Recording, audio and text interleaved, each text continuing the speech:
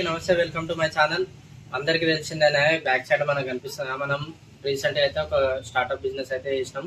So మనకి ఈరోజు అయితే ఆర్డర్ వచ్చింది, బల్క్ ఆర్డర్. మనం కస్టమర్ దగ్గరికి పోయి అయితే పార్సల్ అయితే తెచ్చుకోవడం జరిగింది. ఇంకా ఇట్లా ప్యాకింగ్ అయితే వచ్చింది.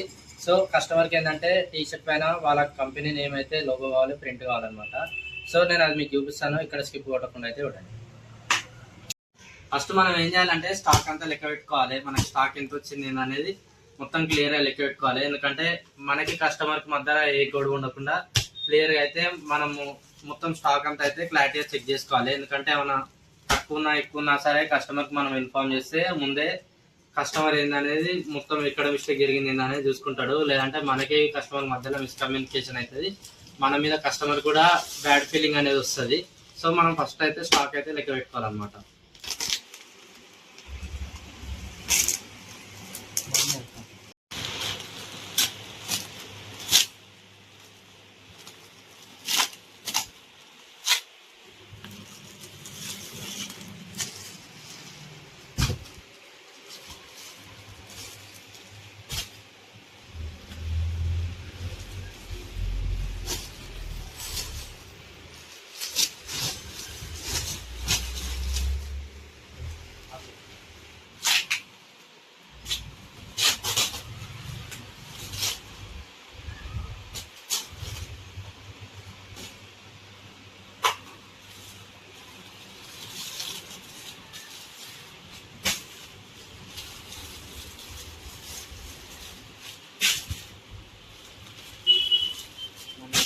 కౌంట్ చేయాలి.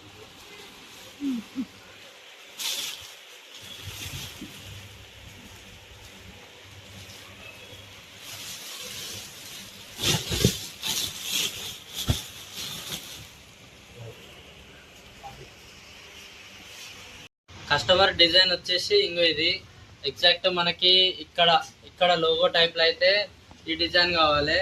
అండ్ మనకి కస్టమర్ కి బ్యాక్ సైడ్ వచ్చేసి ఇంకో వాళ్ళ కంపెనీ నేమ్, ఇట్లా మనకి బ్యాక్ సైడ్ వాళ్ళ కంపెనీ నేమ్ రావాలి. కస్టమర్ ఆయన టీషర్ట్ ఆయనే సెలెక్ట్ చేసుకుండు. సో టీషర్ట్ ఆయనే పంపించిండు. ఒకసారి చూడండి, ఇంకో ఇట్లా సేమ్ మనం ఇట్లా లోగో వేసినాం కదా, సేమ్ ఇట్లా ఆయనకు లోగో కావాలి. బ్యాక్ సైడ్ వచ్చేసి వాళ్ళ కంపెనీ పేరు కావాలి. చూపిస్తాను నేను మీకు. మనకి కస్టమర్ ఏ ఫాంట్లో అయితే కావాలన్నాడో ఎగ్జాక్ట్ అదే ఫాంట్లో అయితే వేసుకున్నాం. ఎందుకంటే మనకి మెయిన్గా మనీ కాదు, ఫస్ట్ కస్టమర్ సాటిస్ఫాక్షన్ అనేది ముఖ్యం, ఆయనకు నచ్చాలి. సో నేను డిజైన్ చేసే ముందు ఫస్ట్ అయితే కస్టమర్కి ఇంకో ఈ విధంగా వస్తుందని చెప్పి అయితే కస్టమర్ పంపించిన, ఆయన డిజైన్ ఓకే చేసిన తర్వాతనే నేను ప్రింట్ తీయడం అనేది అయితే జరిగింది. సో అది నేను ప్రింట్ చేసి చూపిస్తాను, ఎట్లా వస్తుంది చూడండి.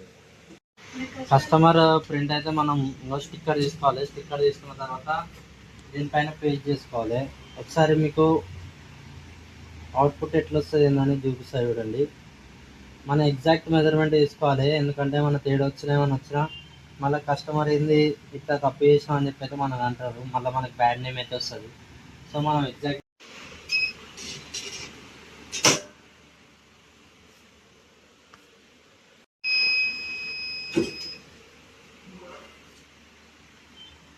ఇంకా మనం అయితే హీట్ ప్రెస్ అయితే హీట్ చేసినాం. కొన్ని సార్లు ఏంటంటే మనకి స్టిక్కర్ అనేది డీటెయిల్గా రాదు. సో మనం ఏం చేయాలంటే మళ్ళీ దాన్ని రీహీట్ చేయాలి. వర్క్ అంటే టైం ఎక్కువైనా ఏం కాదు, కానీ మనకి ఏంటంటే ఆ పిక్చర్ అనేది మనం ఏదైతే ప్రింట్ చేస్తున్నామో అది మొత్తం అందులో మెల్ట్ అయ్యి క్లారిటీగా రావాలి. మంచిగా ఏంటంటే కస్టమర్ సాటిస్ఫై కావాలి. ఫస్ట్ మనం వేసిన దానికి కూడా వర్త్ అనిపించాలి.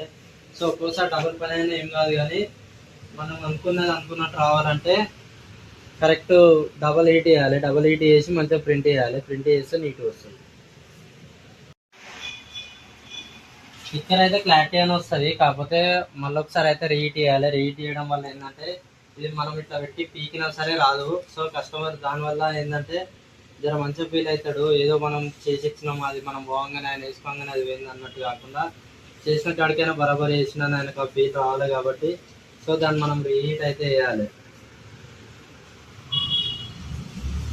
సో మీరు కూడా మీ కస్టమైజ్డ్ డిజైన్ అయితే టీషర్ట్ పైన ప్రింట్ చేసుకున్నామని మీరు ఏమైనా అనుకుంటే బిజినెస్కే కానీ స్కూల్స్కే కానీ దేనికైనా సరే, ఏ పర్పస్ కోసం అయినా సరే, మీరు టీషర్ట్ పైన అయినా సరే, షర్ట్ పైన అయినా సరే ప్రింట్ చేసుకుందామని మీరు అనుకుంటే మాత్రం మా షాప్ని అయితే విజిట్ అయ్యండి. మా షాప్ నేమ్ వచ్చేసి శ్రీలక్ష ప్రింట్స్. కాంటాక్ట్ నెంబర్ వచ్చేసి 9640077536. Thank you.